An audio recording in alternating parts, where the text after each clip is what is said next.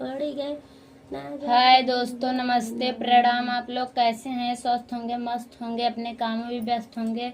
तो चलिए आप सबके बीच में एक छोटा सा कजरी गीत लेकर आई हूँ। मेरा कजरी गीत कैसा लगेगा कमेंट में बताना। ज़्यादा से ज़्यादा लाइक, शेयर, सब्सक्राइब जरूर करना, सपोर्ट करना। हम भी बहुत मेहनत ही कर रहे हैं दोस्तों। तो कैसे लगा मेरा वीडियो जरूर कमेंट कर देना। अंगना बहारत के उड़ी गए घुघुटवा, ससुर के पड़ गए नजरियाना। अंगना बहारत के उड़ी गए घुघुटवा, ससुर के पड़ गए नजरियाना। के तो है बहुअर सचवा के ढारल, के तो है बहुअर सचवा के ढारल, के तो है गढ़ेला सोना रवाना, के तो है गढ़ेला सोना रवाना। अंगना बहारत के उड़ी गए घुघुटवा, ससुर के पड़ गए नजरियाना। अंगना बहारत के उड़ी गए घुघुटवा, ससुर पड़ गए नजरियाना। नाही हम हाई ससुर सचवा के ढारल, नाही हम गढ़ेला सोना रवाना। नाही हम हाई ससुर सचवा के ढारल, नाही हम गढ़ेला सोना रवाना। अंगना बहारत के उड़ी गए घुघुटवा, ससुर के पड़ गई नजरियाना। अंगना बहारत के उड़ी गए घुघुटवा, ससुर के पड़ गए नजरियाना। माई बापैया हम दिहले जनमवा, सूरत गढ़ेला भगवान माना।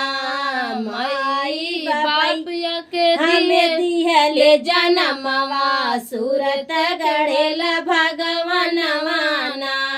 अंगना बहारत के उड़ी गए घुघुटवा, भसुर के पड़ गए नजरियाना।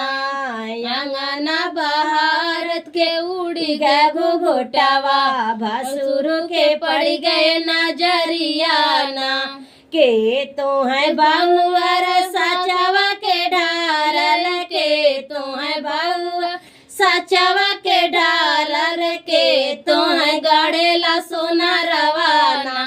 हो तो है के गढ़ेला सोना रवाना।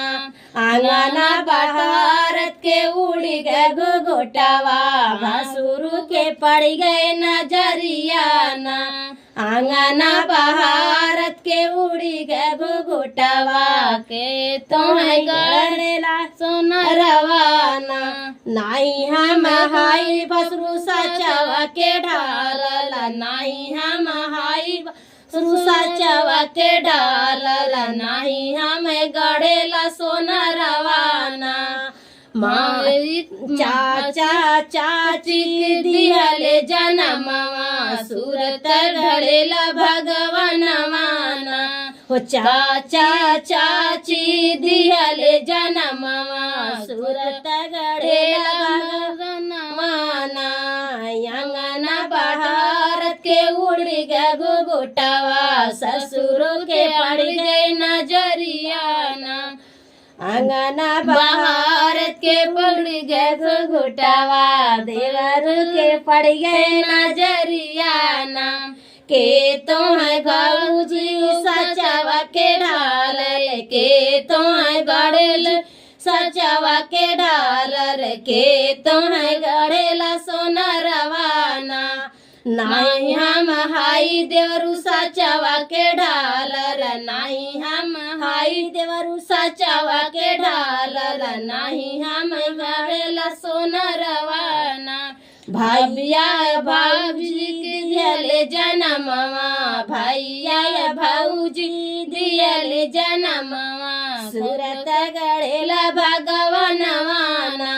अंगना बहारत उड़ी गए घुघुटवा, वह मतलब देवरू के पड़ के नचरिए। दोस्तों हमारा कजरी आप लोगों को कैसे लगे कमेंट में बताना था। हर हर महादेव दोस्तों, राधे राधे। ठीक है।